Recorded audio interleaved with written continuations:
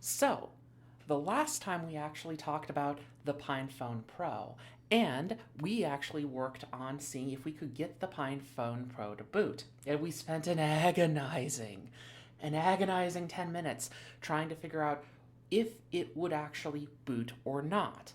Well, we're going to find out. I'm Socket Wench. This is my bench. Let's learn together.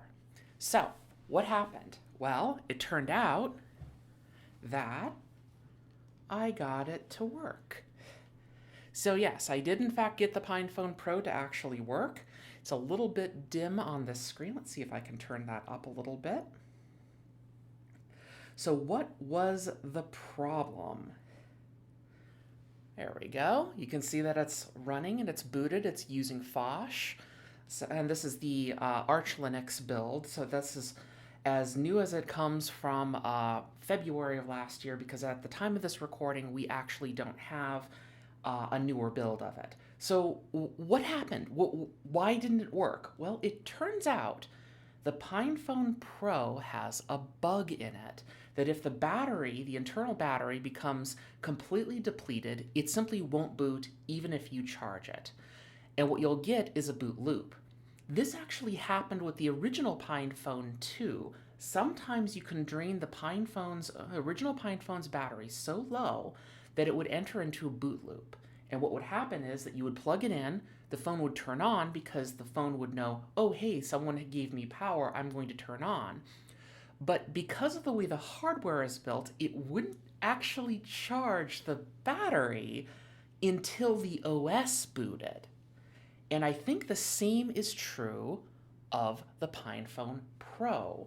So what happened was two things actually were broken with this PinePhone when I actually got it.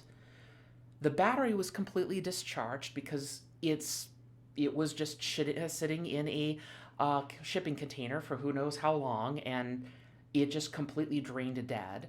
But also the internal eMMC memory on this particular phone that had the Manjaro installation built in on it actually was also corrupted. So the two combined meant that this phone couldn't charge and couldn't boot either.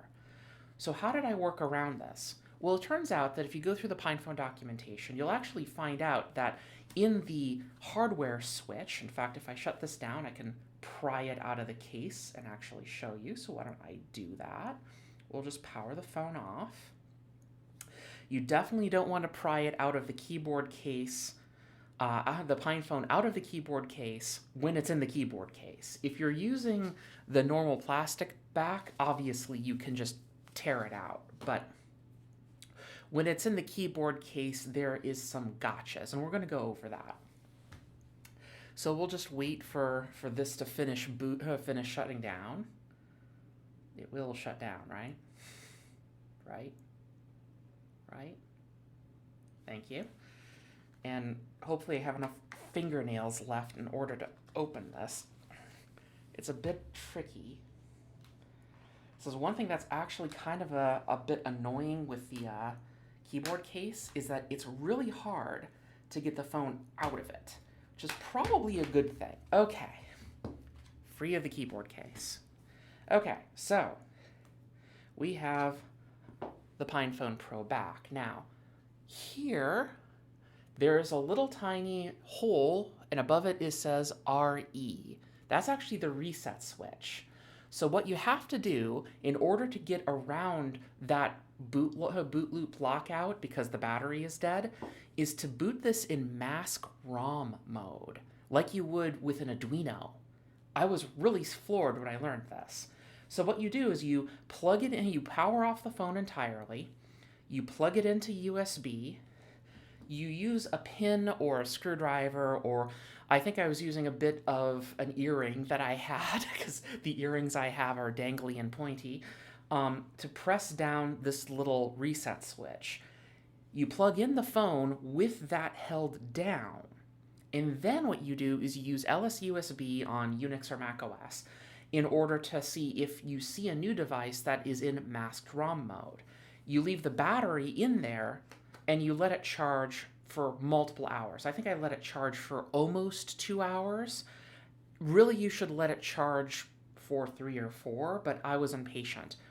But there was enough charge after that to boot it. And then I ran into the other problem that the built-in operating system was just simply corrupted. So I booted it from the Phosh install on the memory card. And then we were fine. Okay, so now that I even have this out, let's boot it up again. I boot it up with the back open. There we go. I did actually apply the glass protective cover that shipped with the PinePhone Pro. It's very, very nice. It feels very solid. It doesn't hamper the tactile contact with the phone at all. It does provide an additional level of protection, and you can reposition it too. I cleaned off the phone with isopropyl alcohol, and then I positioned it, and it was completely cattywampus, so I actually had to pull it all off very carefully and then reposition it again, and it was fine. It was fine. It went back on with no problem. There's no adhesive or anything. It looks like it might be an anti-static join, which is actually fine. My fingers are cold again, so the taps aren't all registering. The screen is as good as the original PinePhone. It's nice and bright and very clear. Now that I've had a few days to actually play around with this phone, I have actually found out I really like the upgrade from the original PinePhone. I'm very satisfied with this. It's a lot faster because it has more cores and more memory, and that actually makes things a lot nicer. It still takes a little bit to boot, say, Firefox, but after it's booted, it actually performs on par with an Android phone. So I'm actually really happy with this upgrade. Let's not go to that page. Let's go to my own page because I can, and I don't want to make anyone unhappy. And yeah, it renders nice and quickly. It scrolls very nicely. It responds pretty well. So yeah, I'm actually very, very happy with how this phone is actually behaving. It actually works really, really well. Again, all the normal caveats with the original PinePhone apply.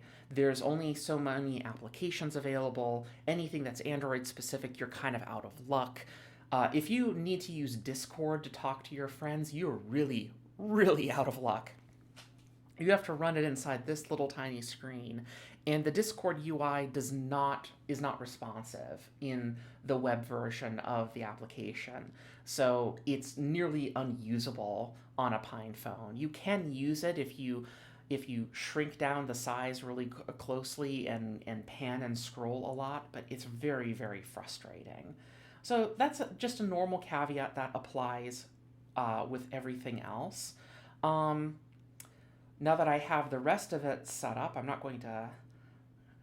I did try playing some music on this earlier. I'm not going to play this, obviously, because I don't want to do any kind of endorsements, but the speaker is about the same as the original PinePhone. It's a little bit tinny in places. It has no bass whatsoever. The sound is not as comparable to, say, a Pixel 4a, and definitely not comparable in the slightest to the Pixel 2 XL. The speakers on the Pixel 2 XL were better than any other system I've had since a Performa 6400, so it's really hard to beat that gold standard. For video playback, it actually played back fairly well. I think I still have, yes, I do have an episode of The Outer Limits on here still. And it will come up. Come on. Okay, fine, there. So yeah, you can see that it actually is playing some video here, and it's not much is happening because it's the original 60s Outer Limits, but still, it is in fact working, and that was pretty great. Again, the phone's very responsive. Like, it just booted up the calculator app without me even trying. Let's check the usage information. And right now we're not even using most of the memory on the phone, which is wonderful. On the original PinePhone, the 2 GB memory limitation was just just confining. You really couldn't do anything with it. On the Pine tab, it seemed to fare a little bit better, but only because it made it up with CPU. It had less thermal constraints than the original PinePhone, but this one is so much nicer. The performance feels very nice compared to every other previous Pine device that I use. Much, much more pleasing to use. Um, let's see here. Do I have anything else? I can open a terminal application. Okay, so yeah, the terminal works. You might wonder, does Bluetooth work? Live demo, so I don't know how well this will work, but we have a really old Logitech Bluetooth mouse here. We're gonna just turn that on. And if we're lucky, it should, aha, you get a cursor, haha. So Bluetooth does in fact work perfectly well on this device as well. I was able to get some devices to work on USB. I loaded that video file actually from a USB keyring through a USB A to USB-C adapter. So the PinePhone Pro's USB support is completely on target and works. The camera doesn't work, obviously. And what else doesn't work on this thing? Let me turn that mouse off and set that aside. Phosh still has the normal kind of quibbles about the updates not entirely working as well as they could, but I kind of give that a wash because it's Phosh. They're still working on it. I'm fine with that. It's just one of the downsides of having this device. Again, this is booted just off the SD card. There might be an additional performance boost if I wrote the OS to the internal eMMC, but I actually haven't bothered doing that yet. I just haven't. Mostly because I'm not really used to it yet. I'm not even sure if the internal memory is even functioning on this particular model. It doesn't show up in portfolio, so it must not actually be available as a mounted device. That's the other thing. This device is booting from Phosh off of the SD card, and that is not the default. The PinePhone Pro will not boot from the SD card by default unless if the internal memory or the internal eMMC is corrupted and doesn't have a bootable OS on it. This one boots without me doing anything on it, so obviously the OS in here is corrupted. So that's just something else that is a manufacturing concern. It just happens. It's okay. There are ways around it that aren't difficult. So yeah, the PinePhone Pro is really nice. I am very pleased with how this looks, how this feels. It feels like a distinct upgrade compared to the original PinePhone, and I'm really looking forward to getting to use it more. So let's shut this down again. And then let's talk about the keyboard case. So I didn't have much of a chance to use the keyboard case before because I actually had borrowed out my original PinePhone to another YouTuber for her to do a review. So that's going to happen someday. She has gotten back to me and told me, yes, we're totally still doing it. And in fact, I let her know that I had bought this in the interim, and I actually sold my original PinePhone to her because I'm just so happy with this one. I felt like I no longer needed this.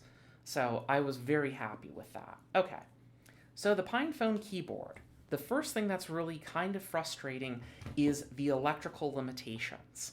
So the PinePhone keyboard is connected through these pogo pins, which is some of the wonderful things about the PinePhone. But there's a caveat. Let me show you what that caveat is. If you've ever used a keyboard case with another phone, let's just make sure that's all in there. It is very stiff to get it in there the first time, but then afterwards it kind of works itself in, and it's a lot easier. Now let's boot that back up. Come on, I know you can do it. Thank you. So there's a caveat with the PinePhone keyboard compared to the regular PinePhone by itself. So the pogo pins actually are connected in kind of a non-standard way. You might hope that those pogo pins are just like USB. they're not. They're a lower level electrical protocol compared to USB. This comes with a huge, big caveat. When you plug in the PinePhone to charge, when it's in the case, never use the PinePhone's port. Always use the keyboard's port. And this is necessary because of that pogo pin connection. It's actually not particularly great as a result.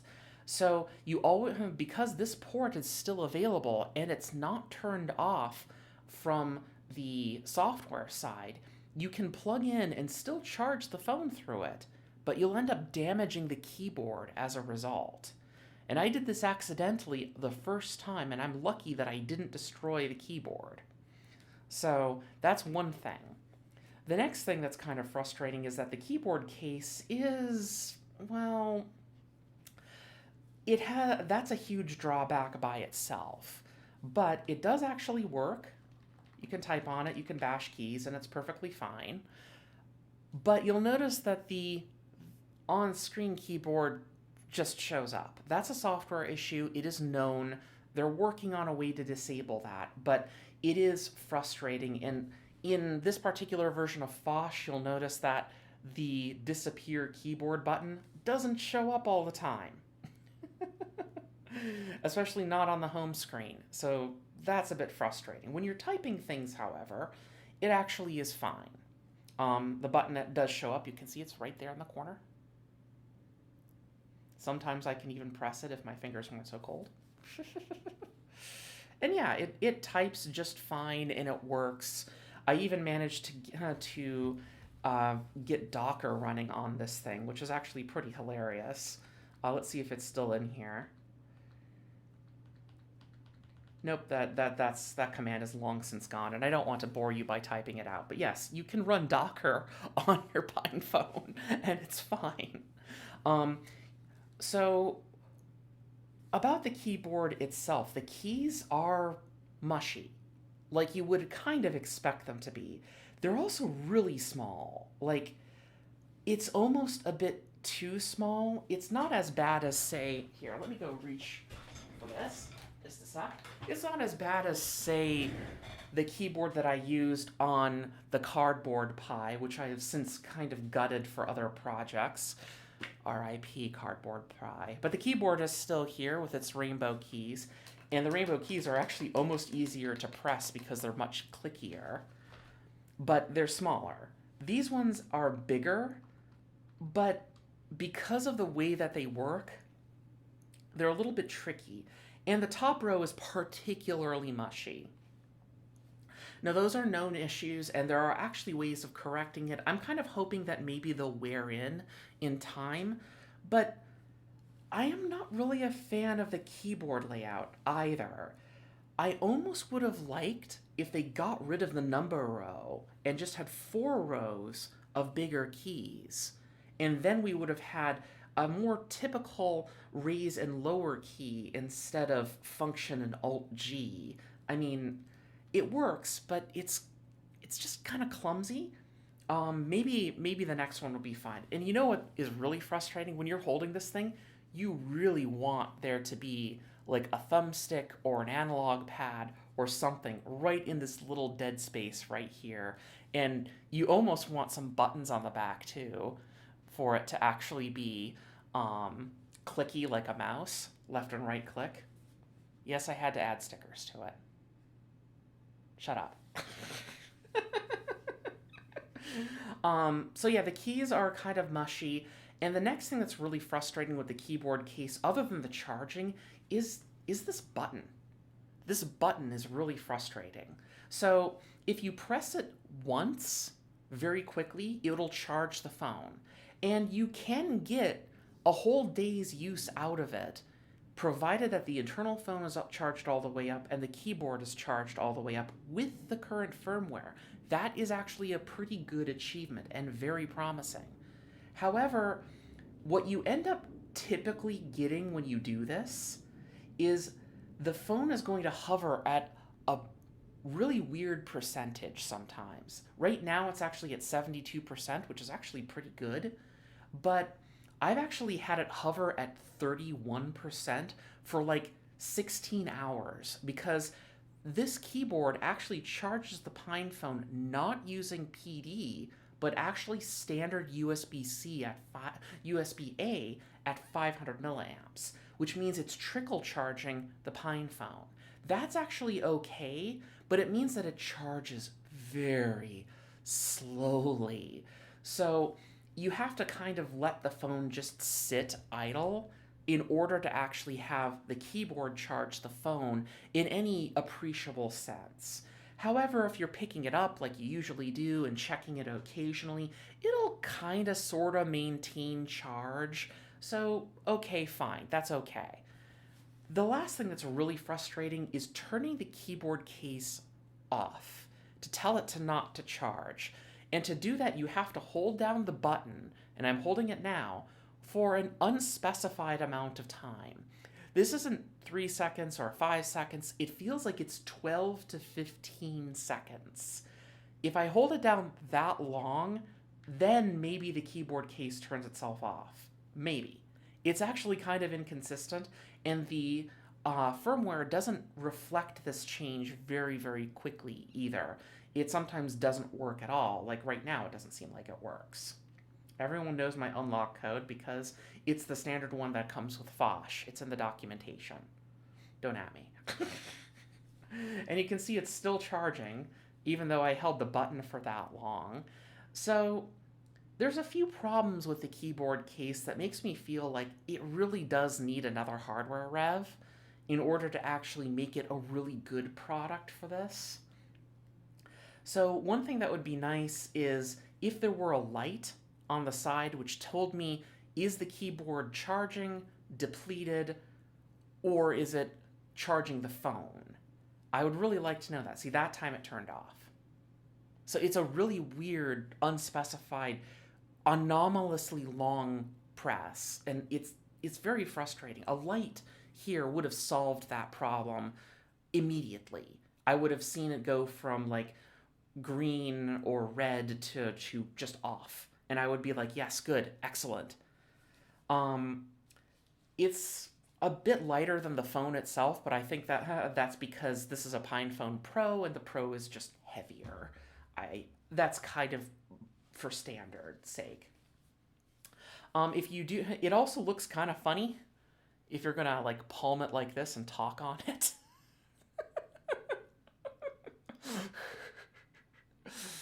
It's a bit Johnny mnemonic, but honestly, whatever. It doesn't matter that much. You don't buy a PinePhone for the aesthetic bragging rights, okay? You buy it because you want a pure Linux smartphone, and this is what you do get. So it still works in the keyboard case, and it's fine. But it does have some pros and cons. I would have liked the keyboard layout to be different, there to be a charging indicator light. And, you know, because I also want a pony that's a flying unicorn that has magic powers, I would love 2 analog sticks and 2 buttons here too, which is never going to happen in a million years, but I want it anyways. Okay, so that is my quick review of the PinePhone Pro after a week. It's a pretty good phone, and I'm actually really impressed with it, despite the fact that this is, in essence, a Pinebook Pro shoved into a phone case. And with the keyboard case, it becomes kind of a nice little portable laptop. And if you could squeeze your fingers into it, or heaven forbid, use something like a Bluetooth keyboard that folds out so that you get a whole size, it's actually a very functional little system, and you can do a number of things with it. I did test if video out works. It doesn't. It doesn't work yet. That's okay. The only Pine device I had success with that was the Pine Tab, because it has a dedicated port. I didn't have any success with the PinePhone on that either. So I'm hoping that that's a firmware issue and that eventually that will get solved too. So that is my review. Thank you for watching, and have a great day.